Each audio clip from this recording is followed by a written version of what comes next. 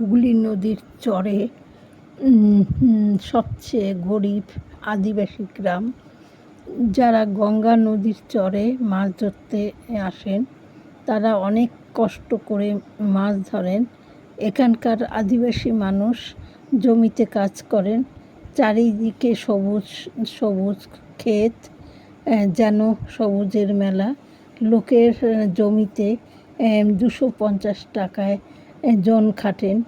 দুপুরে মাশরুমের তরকারি আর কলা পাতায় করে রান্না করছেন। বাড়িতে মুরগি পোষেন, ছাগল বর্গা পোষেন।